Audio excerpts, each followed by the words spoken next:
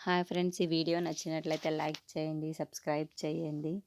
దాస్ జోష్నకి ఎలాగైతే నిజం చెప్పాలి అనేసి జోష్న దగ్గరికి వస్తూ ఉంటాడు. ఇంతలో అక్కడున్న జోష్న మాత్రం ఏంటి ఏం మాట్లాడాలని అని పిలిచావు అని చెప్పేసి అడుగుతూ ఉంటుంది. ఆ మాటలు వినగానే అక్కడున్న దాస్ అయితే నీకు నిజం చెప్పాలి, నువ్వు గుండె నిబ్బరం చేసుకొని ఉండు అని చెప్పేసి అంటూ ఉంటాడు. ఆ మాటలు వినగానే అక్కడున్న జోష్న అయితే నువ్వేం చెప్పాలనుకుంటున్నావో స్ట్రైట్‌గా చెప్పు అని చెప్పేసి అడుగుతూ ఉంటుంది. ఆ మాటలు వినగానే అక్కడున్న దాస్ అయితే మీ ఇంట్లో ఉన్నది కళ్యాణ్ అన్న పని మనిషి పని చేసేది. ఆ అమ్మాయి కూతురివే నువ్వు. నువ్వు సుమిత్ర కూతురువే మాత్రం కాదు అని చెప్పేసి అంటూ ఉంటాడు.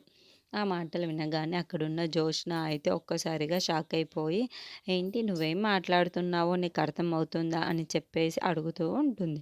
ఆ మాటలు వినగానే అక్కడున్న దాస్ అయితే నేను చెప్పేది నిజం. నువ్వు సుమిత్ర కూతురువే అయితే కాదు.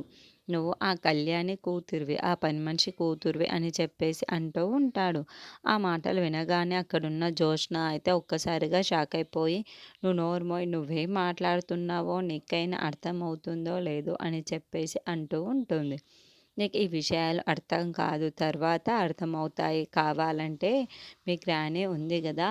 మీ గ్రానీనే అడుగు, ఇదంతా చేసిందే మీ గ్రానీయే అని చెప్పేసి అంటూ ఉంటాడు. అయినా నువ్వు ఎవరి కూతురో తెలుసా? నువ్వు నా కూతురువే. ఆ కళ్యాణి ఎవరో కాదు, అది నా భార్య.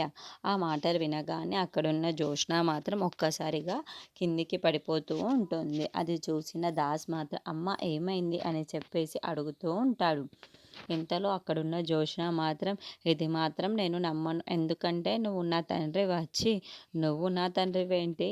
నువ్వు నా కన్న తండ్రివేంటి? అని చెప్పేసి అంటూ ఉంటుంది. ఆ మాటలు వినగానే అక్కడున్న దాస్ మాత్రం ఇది నిజం కావాలి అంటే నువ్వే వెళ్ళి మీ గ్రానీని అడుగు. మీ గ్రానీ మొత్తం నిజం చెబుతుంది. నీకేంటో అని చెప్పేసి అంటూ ఉంటాడు.